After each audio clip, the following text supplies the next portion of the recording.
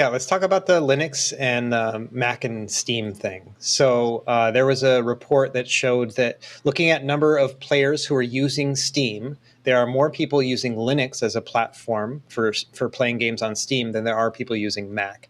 And I thought that was really interesting because one, if you look at the desktop gaming space, it's like 3% Linux, 20% Mac, and then the rest is like Windows or other. And so it's pretty interesting to me that with a 3% install base, at least on the desktop clients, compared to 20% install base with Mac, that there are more people using Steam on Linux than Mac. And obviously, that's probably got to do with the Steam Deck. And so I thought that was just kind of interesting. It doesn't mean there are more people on Linux, really. It just probably means that there are Windows users who are now playing on a Steam Deck as well, and so it's counting for Linux basically. But I thought it was really interesting. I like my numbers, and so I thought that was cool just to see that weird dichotomy. I think that number is going to explode if Valve releases Steam. Like, I know that they said they were going to release Steam OS, like as a you just download it and install it. I think that number will explode once that happens, because for me, I very much prefer playing games on Steam OS than I do on Windows. I have my dedicated Windows machine under my TV over there. I have my Steam Deck. I have my ROG Ally. The best experience for a controller first experience, I guess, is my Steam Deck. It's so much easier to deal with. Every time I boot up my computer, I have to grab a keyboard and put in my code or do like, oh, it didn't quite get to Steam this time, so I gotta go switch my mouse over to my Windows machine and do it. And that's always very frustrating, and I run into the same issues on my ROG Ally where it doesn't always work the way that I want it to. So I think that's going to change. Do you guys, Carrie, do you think that they're going to be releasing that anytime soon? It seems like it's been forever. It's hard to talk about. So this is something that I actually talked about at the Future of Handheld Gaming panel. If you take a look at all the commits that they're making, you can see that from an outside view in, that they're doing a ton of work to have SteamOS be completely extensible to arbitrary hardware. And they're doing that in a few different ways. They're doing it by grabbing the EDID from any particular panel, both internal and external panels, being able to override the EDID to do whatever you wish to do with it. Then they do other things with it. So from the EDID, they can get the chroma, and then you can apply a 3D LUT on top of that, which is something that Vibrant Deck kind of does, but doesn't. They do it in a more advanced way, which also allows other types of filters. SteamOS 3.5 also changes the entire microSD functionality, where it was hand-rolled previously to the Steam Deck alone, and now it is multifaceted and standardized to support any hardware. So any type of SD card that will be on any system, the SteamOS 3.5 will now recognize it. So there's a lot of work that you can see that whereas custom hand-rolled stuff for the Steam Deck is now supporting anything, any arbitrary thing, to its maximum extent. Does that mean that when SteamOS 3.5 actually becomes available, like as a stable platform, will it release? I don't know. I've been talking with Valve with this a while ago. I actually had Ambernick and Valve work previously for a bit, and I think that experience might have soured them on the whole thing. Because they stopped talking with pretty much everyone after that. And I think they switched gears. Instead of Valve being directly working with these companies, that they were going to pivot to a direction where they can generally support SteamOS 3.5, and other vendors can then take that and then hook into whatever they need for it. So ostensibly, yes, they could potentially come out soon, but Valve works on their own time, so who knows?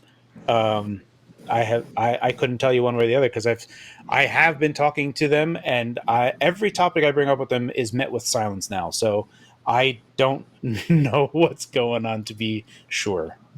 Yeah, my emails kind of have, like, I was getting emails back and forth with Valve, and that has all completely stopped. I emailed a question about Steam input and something. I would get an answer, and now these days it's nothing. And I don't know if it's just because they're just too busy working on stuff, or the number of people who are suddenly communicating with them has kind of skyrocketed, and so they're just like, listen, I can't talk to all these people. I got stuff to do.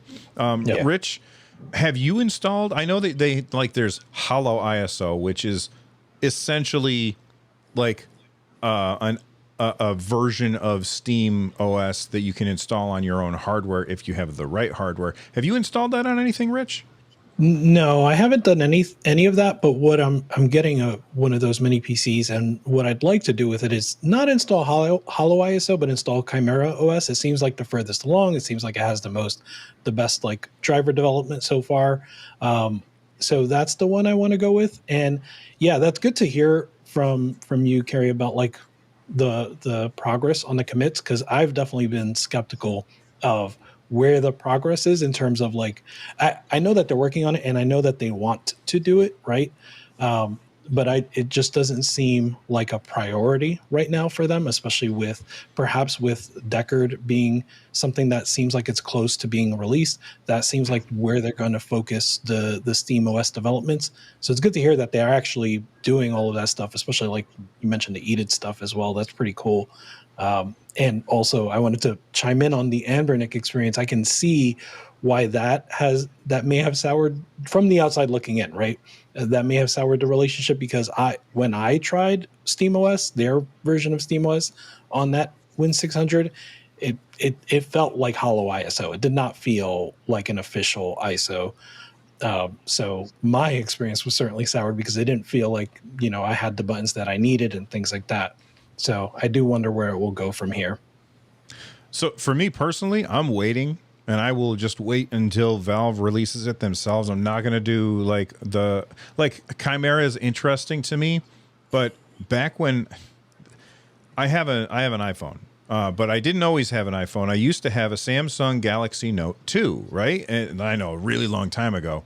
I got that. And I was like, oh, you know what? One of the cool things about Android is I get to install whatever operating system I want. So I installed this operating system, and then suddenly all my stuff wasn't working. And it took me like an entire weekend to get things back to the way that they were, because I wasn't using like the official stuff.